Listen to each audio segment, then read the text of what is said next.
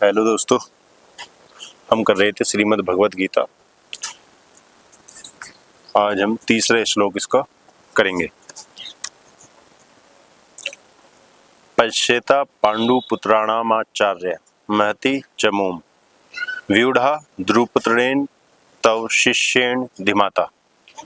हे आचार्य, पांडुपुत्रों की विशाल सेना को देखें, जिसे आपके बुद्धिमान शिष्य द्रुपद के पुत्र ने इतने कौशल से व्यवस्थित किया है।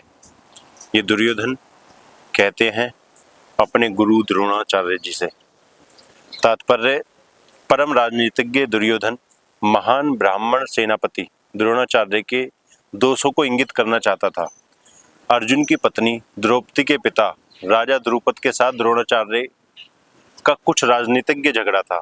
इस झगड़े के फलस्वरूप द्रुपद ने एक महान यज्ञ संपन्न किया, जिससे उसे एक ऐसा पुत्र प्राप्त होने का वरदान मिला जो द्रोणाचार्य का वध कर सके। द्रोणाचार्य इसे भली भांति जानता था, किंतु जब द्रुपद का पुत्र धृष्टद्युम्न युद्ध शिक्षा के लिए उसको सौंपा गया तो द्रोणाचार्य को उसे अपने सारे सैनिक रहस्य प्रदान करने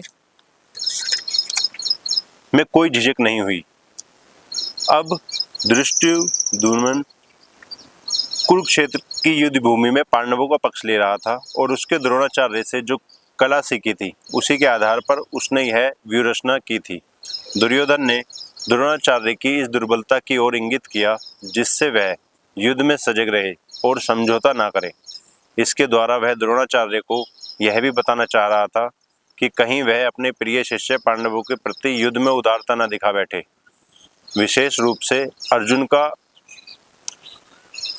अत्यंत प्रिय एवं तेजस्वी शिष्य था। दुर्योधन ने यह भी चेतावनी दी कि युद्ध में इस प्रकार की उदारता से हार हो सकती है।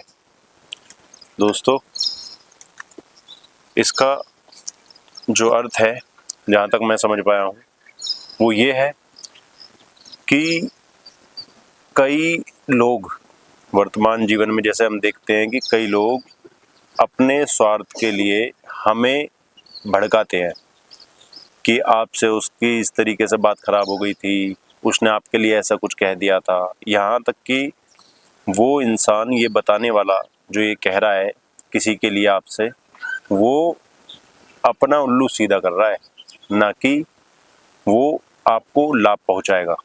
तो हम सबको ये हमेशा समझना चाहिए कि हमारी क्या सीमाएं हैं और उन सीमाओं को ध्यान में रखते हुए हमें अपना जीवन व्यतीत करना चाहिए, ना कि हमें छोटी छोटी बातों को लेकर या किसी के कहे में आकर, चाहे वो दुश्मन ही क्यों ना हो, उसके लिए भी अपशब्द नहीं बोलने चाहिए।